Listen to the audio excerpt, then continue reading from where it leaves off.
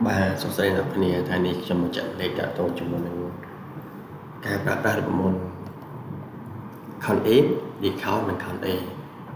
ហើយកាលពីវីដេអូមុនខ្ញុំបានសន្យាដល់អ្នកនេះដែរថានឹងបង្ហាញតាក់ទងជាមួយនឹងការប្រើប្រាស់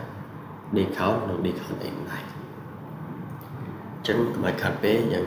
ចូលអនុវត្តតែម្ដងបាទអញ្ចឹង Count A នេះគឺជាសម្រាប់យើងលក្ខខណ្ឌរាប់ជាលក្ខខណ្ឌណា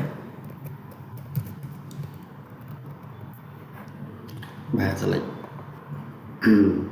រេងនៃយើងត្រូវ account criteria មានន័យថាក្នុងភាសាប្រមូលមានន័យថា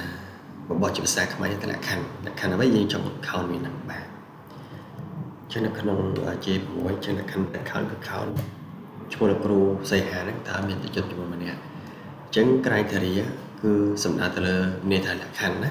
រែងមានថាចូលឈរនេះដែលយើងត្រូវកំណត់ចឹងលោកគ្រូសីហាហ្នឹងគឺមានតិចជាមួយ5នាក់ដែលយើងប្រើប្រាស់មុន account Discount A វិញ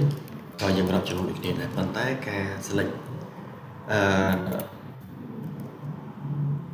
criteria ហ្នឹងគឺខុសគ្នាណាអញ្ចឹងវាឲ្យយើង select database មានន័យថា data ទាំងអស់រាប់ទាំងអស់ណាបាទខ្ញុំចង់មក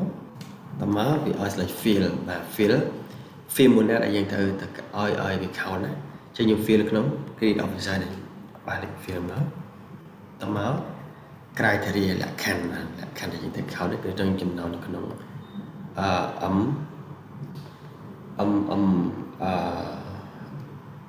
សិចណាបាទ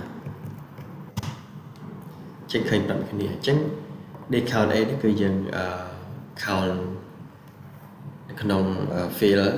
ជាលេខចំណុច Discount វិញយើង count យ៉ាងម៉េចបាទ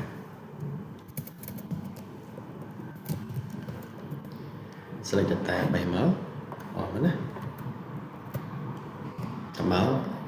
field ណាយើងចាំ count បាទគឺយើង count នៅក្នុង field ជាលេខបាទចាំបែរឲ្យនៅ count Discount A វិញយើង count ក្នុងជាតួអក្សរអញ្ចឹងនៅក្នុង Discount នេះដល់ពេលយើង field យើង select នៅក្នុង count នៅក្នុងជាលេខវិញណាតួที่យើង select នៅក្នុង field អក្សរនេះក៏វាអត់ count ឲ្យដែរភាសាប្រមូល function នេះផ្សេងគ្នាណាពីមកអរគ្នា select នៅក្នុង criteria បាទ